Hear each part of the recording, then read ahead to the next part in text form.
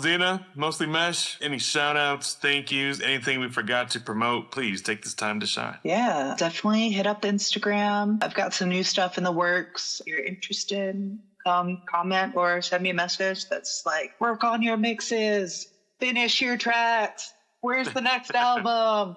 Force me from the outside. I think my real shout out would be the local bats. The local scene has been such a great support and so sick. Been some kind of local adjacent bands that have been really, really supportive since I started and really mean a lot and inspire me and have become friends. So y'all should check out bands like Idle Talk, Brighter Than 1,000 Suns. My friends are in a Cramps cover band called The Gramps, and they're some of the best people ever. I'm absolutely obsessed with them. And yeah, I wouldn't have started performing or doing music more broadly without a local music scene legend, Maddie Sheets, who passed a little over a year ago, but really influential person who touched so many people in our really vibrant music and art scene here. And without him, I wouldn't have started performing, period.